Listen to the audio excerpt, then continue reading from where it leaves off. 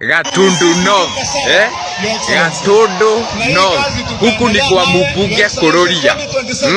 Makosa ya kwanza ilikuwa kuaddress Wamatangi as the outgoing governor. Wakidhania walileta gunzi wa kutosha wa kuheko.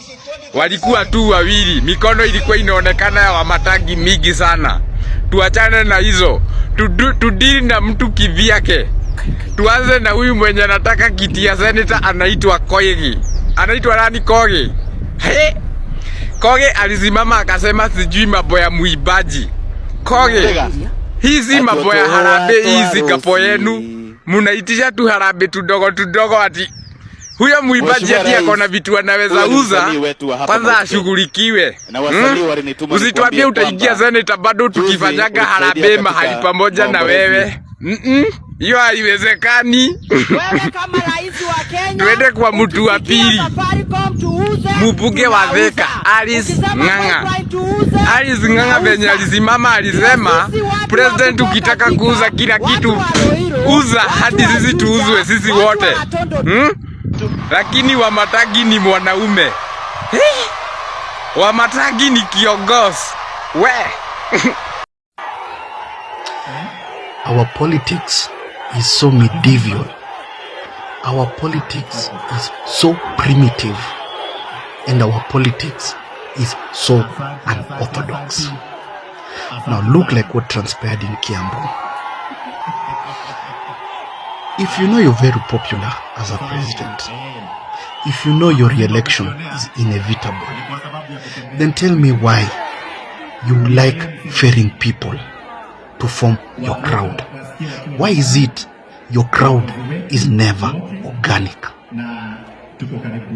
Now, because you're not in terms with the current governor Wamatangi, you choose a holy occasion on a Sunday when people are in church. You assemble people to heckle him down. People who are not even from Kiambu. Buses were being spotted. And why are we misusing government property for political expediency and mileage? And let me tell you something. Any crowd you see like this, that everybody is wearing the same, just know these people congregated somewhere, they assembled, they were given the script, they were given those items to tie on their heads, or whether it's t-shirts they're going to wear. They were given the memo on what is expected of them, and they were given a down payment with the rest to be given when the job is done. This is not an organic crowd. This is not an organic crowd. It is not an organic crowd. These are people who are picked and deliberately paid. And these are the same people who will be used again to ensure that Kasongo gets a second term. Surely. For how long shall we continue like this? Why are we selling our dignity? And let us not blame poverty. Because the moment we make the right decision, the moment we get the right leaders in position of leadership, people who put national interest first, they will work towards eradicating poverty. They will work towards creating employment. They will work towards spurring the economy by ensuring their industries, manufacturing plants. They'll do a lot of research. They'll encourage innovation. But what we currently have are politicians who are self-centered. Politicians who put their selfish and personal interests before national interest. Now, a whole member of parliament picking out women, and probably they only given 500 or promised 1,000 just to heckle, to embarrass somebody. And then such things massage the bloated ego of Kasongo. And when he takes to the podium, he looks at the crowd. He knows very well it's not an organic crowd. It's a paid and hired crowd. And he chest thumps and blows his trumpet and says two-term is inevitable. And then he starts spewing his normal lies, empty promises and false hopes. Don't you think this man is bonkers? Is he really normal?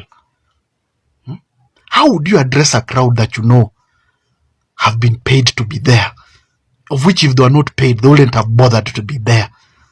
And then you get excited when they clap for you, and then you still go ahead and lie to them.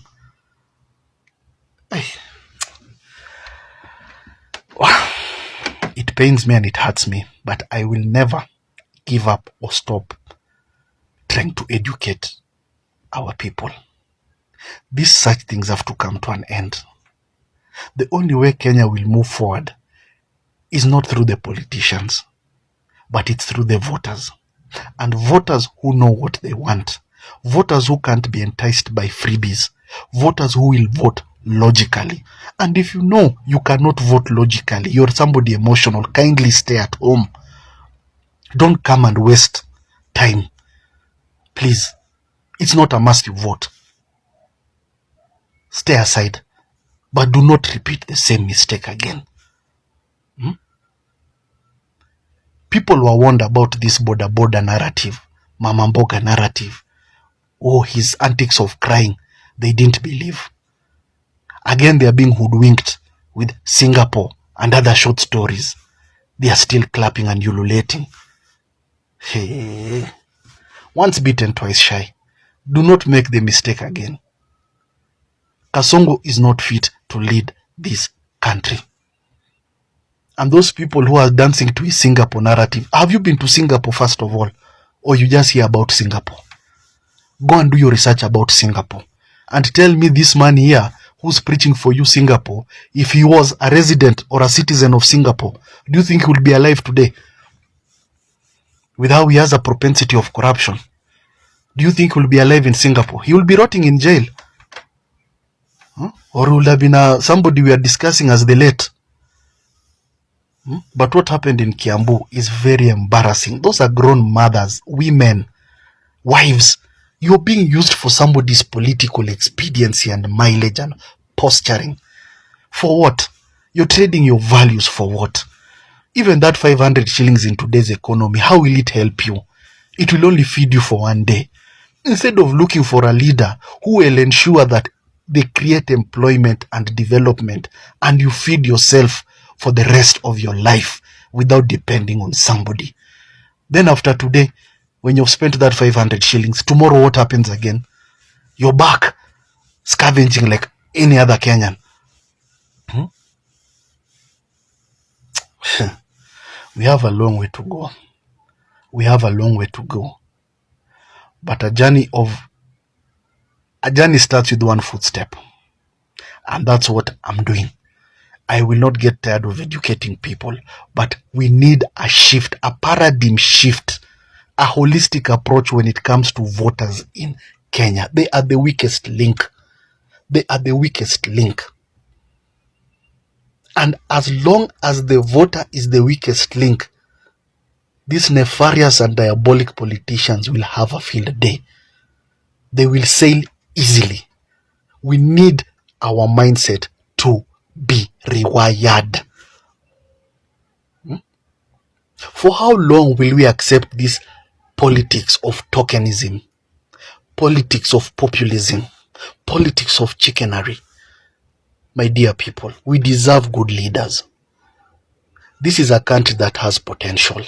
We have Kenyans who are very hardworking, people who are very faithful and loyal. This is a country that has resources. We can make it happen, but we just need a shift, a rewiring of how we assess and how we vote. Change starts at the ballot. Change doesn't happen after voting somebody. Change happens before you vote.